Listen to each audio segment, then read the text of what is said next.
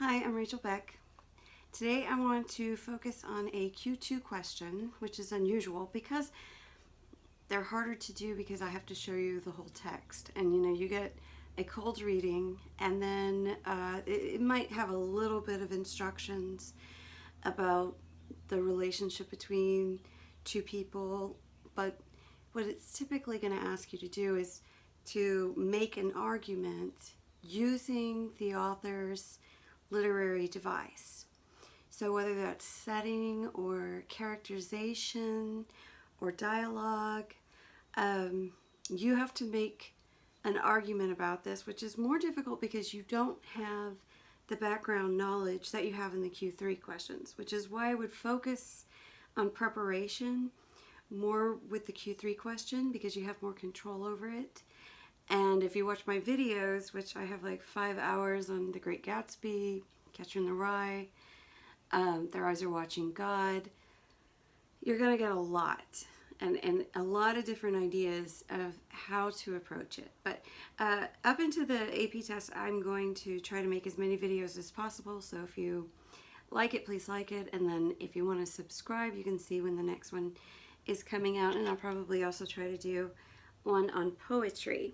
But the main thing is to get those Q3 questions because that, at least you can use your novel. And between those three I gave you and some other ones I've been doing, you'll see that you'll have enough to answer whatever prompt they throw your way. So I'm going to use Hard Times, and I'll put the link below for the last Hard Times video. I go a lot more in depth answering a Q3 question. So I'm not going to go in depth with this one. I just want to show you a text and a closing, not a closing, but like a thesis, which I will call a claim.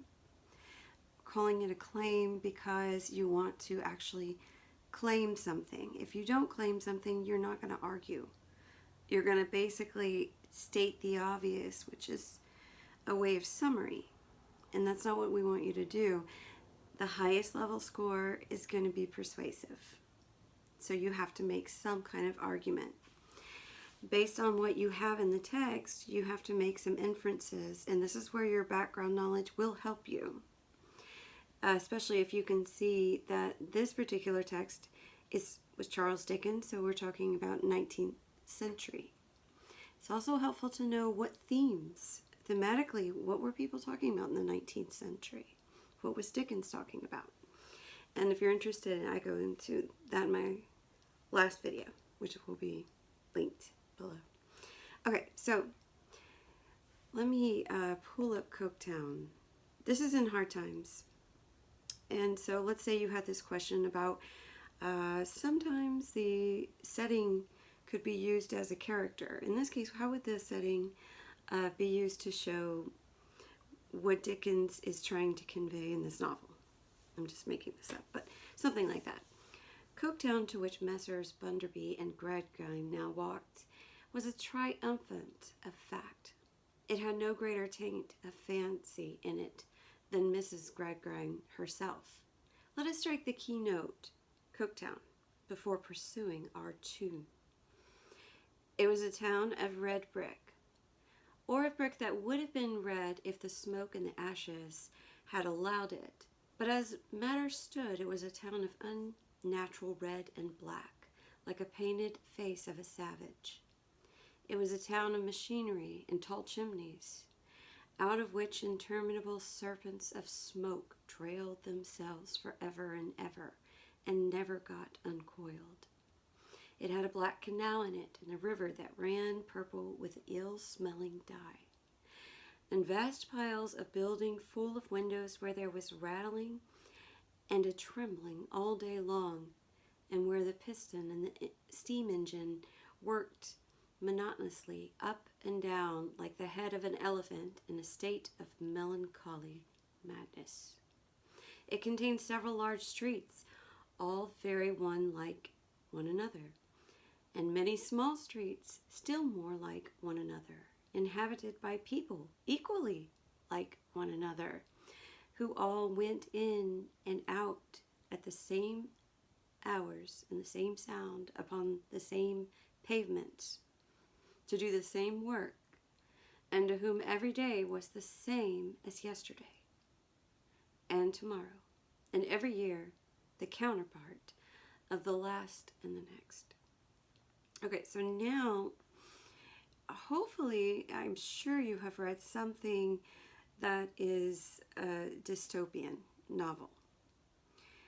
And the giveaway of dystopian is the word choices like monotonous, the same street, the people did the same thing on the same pavement. That's a giveaway. So you know what you're dealing with. What you may not know that you have to figure out, and this is where your background knowledge really comes in handy, is what it is. Okay, question for dystopian. What is he criticizing? If you can figure out what the author is criticizing, you can figure out a claim. And it doesn't have to be, you don't have to worry about just being right. What would happen to a person who's like every single day, and you did a task, so you worked in a factory, which is what this sounds like, right? 19th century factories. You want to get to the Industrial Revolution. That is something you want to always remember, because authors hate the Industrial Revolution. They love nature. Tolkien hates it. So when you see something like this, and you'll see in the next paragraph, not the next one, but somewhere in there, it's going to talk about how useful the town is. All right, so it's good for somebody, but it's not good for the people. Okay, so you have this Industrial Revolution, as you know, is going to be the overarching theme. And now you need to be able to talk about the words that he uses, the associations of these words, the smoke that trails out like a serpent but never gets uncoiled. You notice how nothing ever changes. And there is no, it's a colorless world, which is also another giveaway. When you see something that, or maybe it's almost too perfect, maybe it's a utopian. You're going to be using all those words to describe what's happening with the people. And what is happening with the people? If you break down the words that have this sense of monotony and sameness, it's oppressive, right? So you want to get there to where you can make some kind of argument about if this is a character, then this character is a tyrant. So everything was fact between the lying in hospital and the cemetery, and what you couldn't state in figures or show to be purchasable in the cheapest market and sellable in the dearest was not and never should be world without end. Amen. And the irony of the amen, that alone you could do something with that in your essay. Especially when you go back to something like a church being just a warehouse. If people actually went, they probably didn't go because they didn't have, these people didn't have time for leisure. And that's kind of the point of the book, is what happens to people when there's nothing joyful in their life, when everything is just work. And even then, the complaint there was that even people spent their entire lives working, they still couldn't feed themselves and take care of themselves. So, all right, if I had to make a claim on this very quickly, and first I'm going to show you what a bad claim is, and I'll tell you why. Okay, so Dickens' descriptions of the setting of Coketown works as a character driving the dystopian theme.